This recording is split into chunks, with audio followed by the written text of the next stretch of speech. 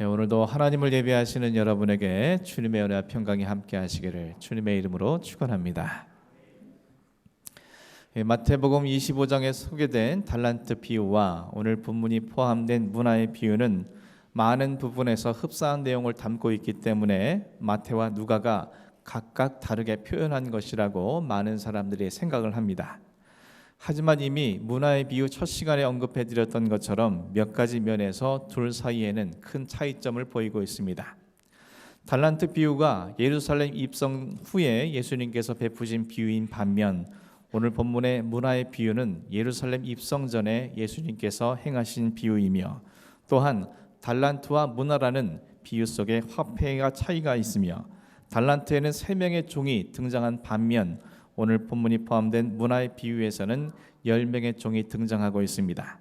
또한 주인이 그들에게 각각 5달란트, 2달란트, 1달란트를 차등하여 분배한 반면 문화의 비유에서는 10명의 종들에게 각각 한 문화씩을 동등하게 분배했다라는 것을 기록을 하고 있습니다.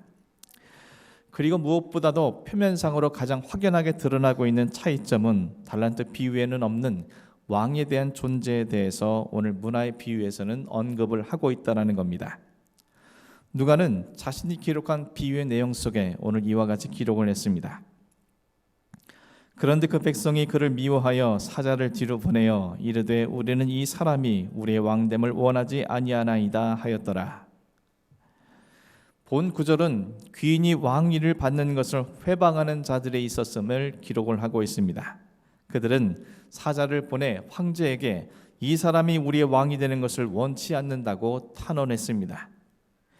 이 비유는 유대의 역사 속에 있었던 한 벌어진 일들을 배경으로 하고 있습니다. 기원전 4년 헤롯 대왕이 죽자 그의 아들 헤롯 아켈라오가 유대 지방의 왕위에 오르게 되어 있습니다.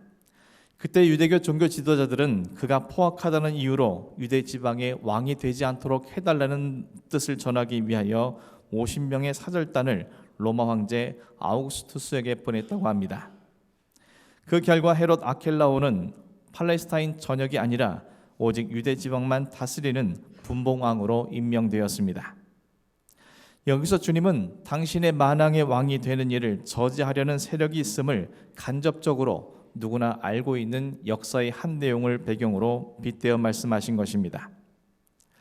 제자와 무리들은 이제 예수님께서 예루살렘에 들어가시면 자신들이 기대하는 것처럼 예수님께서 그들의 정치적 메시아가 되어 그리고 모든 사람들이 환영받는 가운데 예루살렘에 입성하여 로마를 전복시킬 뿐만 아니라 이스라엘의 왕으로 세워지게 될 것이라고 확신하고 있었습니다. 하지만 실상은 예수님을 미워하여 예수님께서 그들의 왕되심을 싫어하는 많은 사람들이 존재하고 있음을 예수님께서는 비유를 통해 그들에게 미리 말씀하신 것입니다. 그들은 사자를 황제에게 보낼 수 있는 사절단을 보낼 만큼 능력과 위치를 지니고 있는 자들, 다시 말해서 유대교, 종교 지도자들이라는 사실을 예수님께서는 비유를 통해 암시하신 것입니다.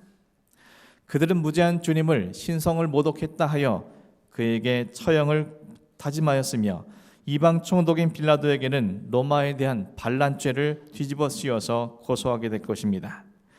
또 그들뿐만 아니라 유대교 종교 지도자들에게 선동되어진 군중들은 로마 황제 가이사만이 자신들이 왕이라고 그들은 부르짖으며 예수님을 향해 십자가에 못 박으라고 청혼하게 될 것입니다.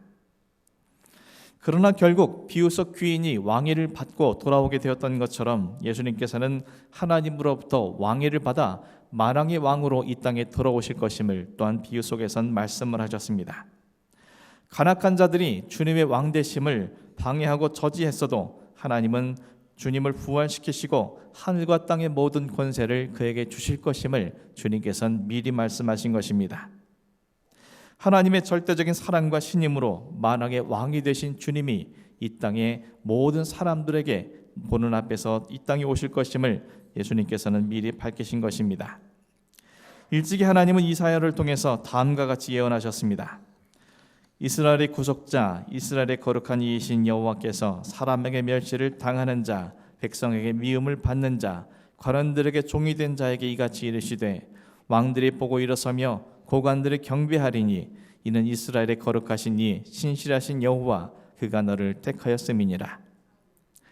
또 사도행전에서는 이렇게 기록합니다.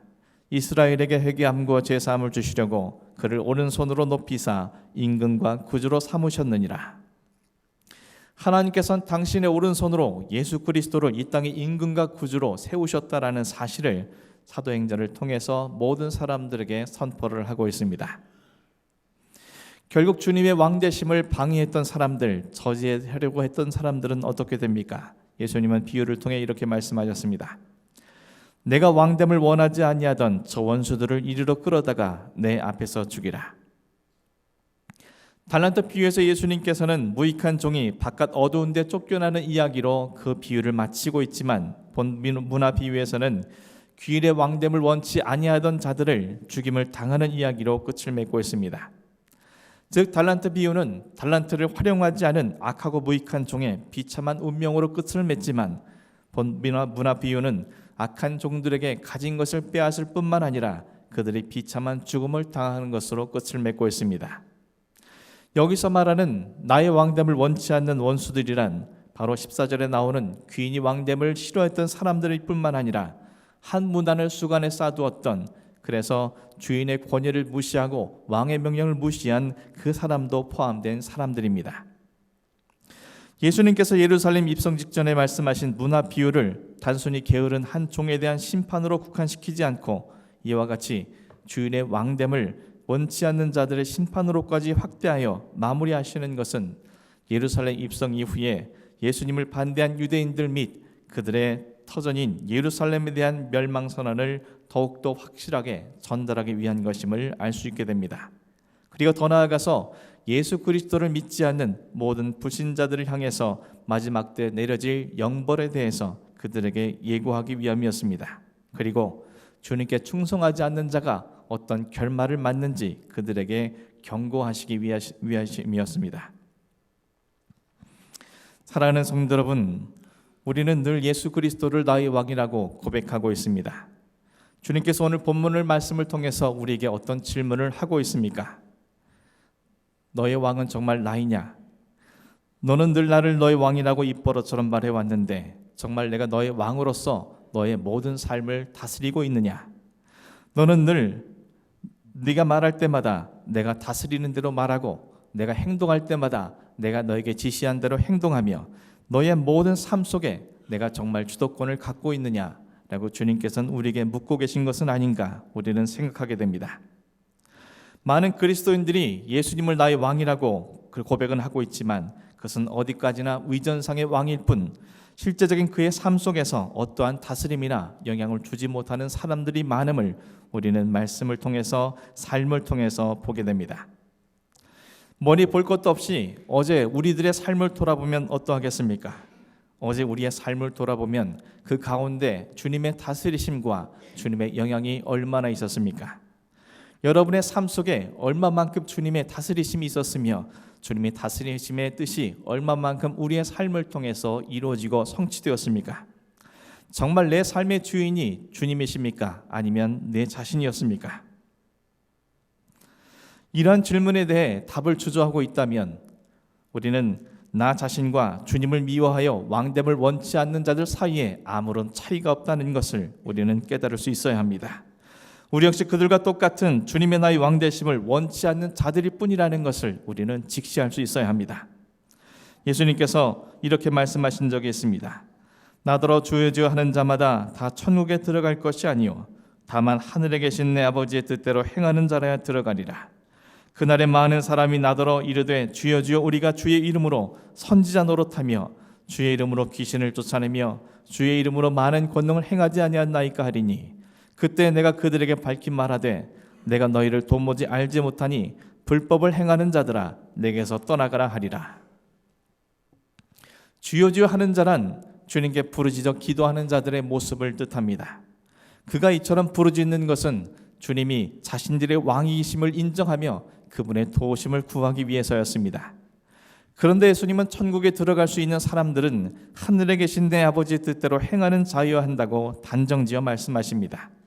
다시 말해 아무리 주님을 나의 왕이라고 인정하여 부르짖어 기도하는 자라 할지라도 하나님의 뜻대로 다시 말해서 하나님께서 그를 다스리시는 대로 행하지 않는 모든 사람들은 결코 천국에 들어가지 못한다라고 그들에게 말씀하신 것입니다.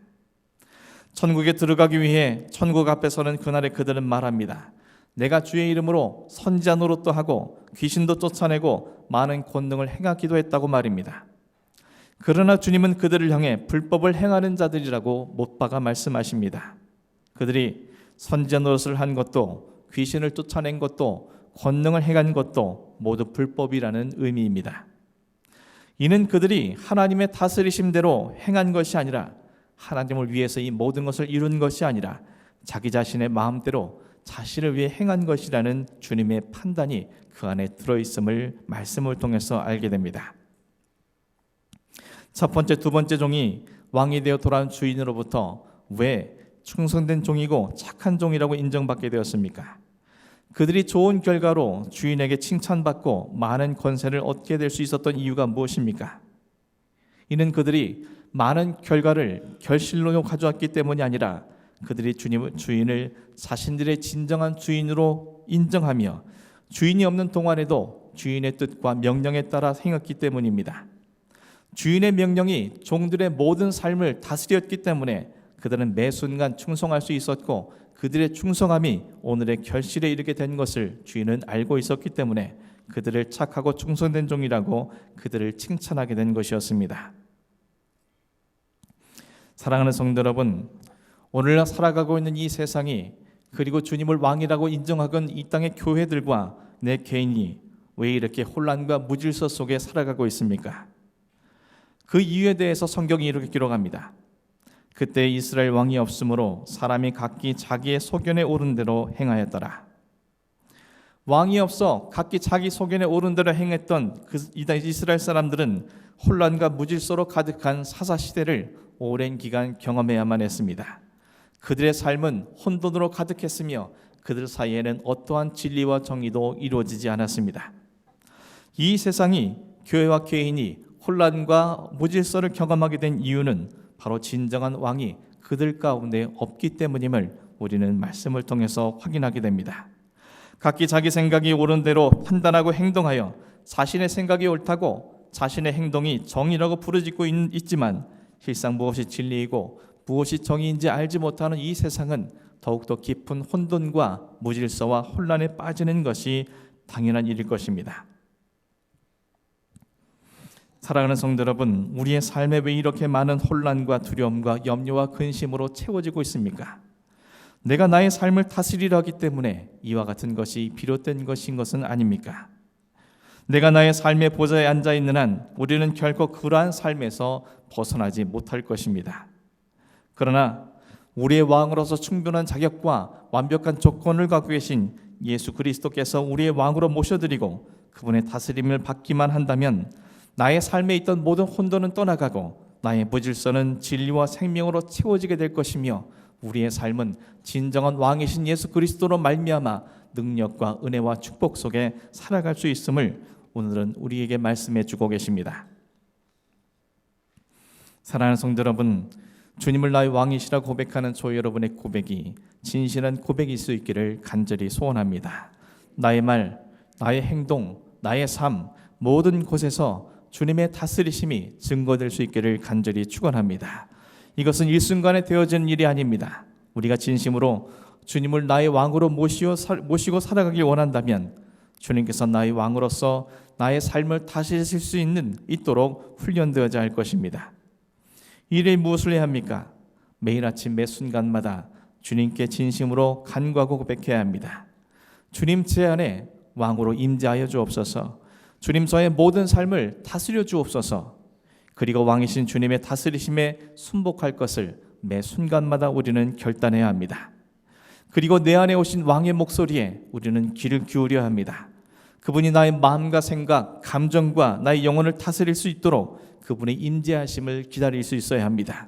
무슨 말을 하기도 전에 주님께서 나에게 어떤 말씀을 하기 원하시는가 우리는 먼저 생각할 수 있어야 하고 내가 어떤 행동을 하기 전에 내 모든 선택권과 결정권을 주님께 내어드릴 수 있어야 합니다. 나의 정욕과 탐심에 따라 살아간 내 본성을 제거하고 오직 왕이신 주님께서 다스릴 수 있도록 그분께 내 모든 삶의 주도권을 내어드려야 합니다.